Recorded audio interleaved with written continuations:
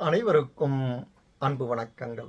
இன்றைய கதையமுதத்திலே நாம் பார்க்க இருப்பது 3 நிபந்தனைகள். ஒரு சிறுமி களிமண் பொம்மையில் ஸ்ரீராம ஜெயராம ஜெய ஜெய ராம என்று கிசுகிசுப்பதையும், பிறகு அவற்றை உடைத்து மீதமுள்ள மண்ணோடு கலப்பதையும் நகர்வலம் வந்த அரசன் ஒருவன் கண்டான். அரசன் ஆச்சரியத்துடன் சிறுமியிடம் என்ன செய்து கொண்டிருக்கிறாய் என்று கேட்டான். அதற்கு சிறுமி, நான் களிமண் பொம்மையிடம் நீ எப்போதாவது ஸ்ரீ ராமநாமத்தை உச்சரித்திருக்கிறாயா என்று கேட்பேன். அது எதுவும் சொல்லவில்லை என்றால் அதனை மண்ணோடு மண்ணாக கலந்து விடுவேன் என்றாள். இந்த குழந்தைக்குத்தான் ராம நாமத்தின் மீது எவ்வளவு பக்தி என்று அரசன் வியந்தான்.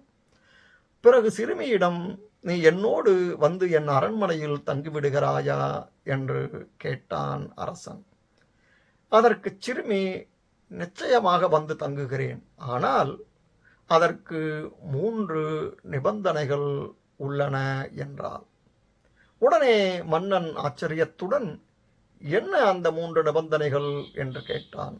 அதற்கு சிறுமி, நான் தூங்கும்போது நீங்கள் விழித்திருக்க வேண்டும், நான் சாப்பிடும்போது நீங்கள் பசியுடன் இருக்க வேண்டும், நான் எப்போதெல்லாம் கஷ்டப்படுகிறேனோ அப்போதெல்லாம் நீங்கள் எல்லா வேலைகளையும் விட்டுவிட்டு என்னிடம் நீங்கள் வர வேண்டும். இந்த 3 நிபந்தனைகளை நீங்கள் ஏற்றுக்கொண்டால் நான் உங்கள் அரண்மனைக்கு வர தயாராக உள்ளேன் என்றால் அந்த சிறுமி. உடனே அரசன், ஆனால் அது சாத்தியமற்றது என்றான். சிறுமி சிரித்துக்கொண்டே, அரசே, தான் சாப்பிடாமல் எனக்கும் உணவளிக்கும் ஸ்ரீ ராமனுக்கு பதிலாக நான் ஏன் உங்களை சார்ந்திருக்க வேண்டும்?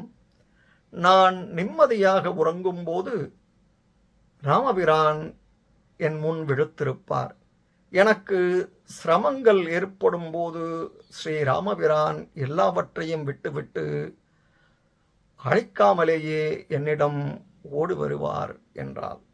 ஆம், நிலையாக உலக விஷயங்களில் சிக்கி இறைவனை மறந்து நாம் ஒவ்வொரு நொடியும் நம்மை காக்கும் அன்பான ஸ்ரீ ராமனின் நாமத்தை கூட சொல்ல மறந்து விடுவது எத்தகைய பரிதாப நிலை! ஆகவே ராமநாமத்தை சொல்வோம், மேன்மை அடைவோம். நன்றி, வணக்கம்.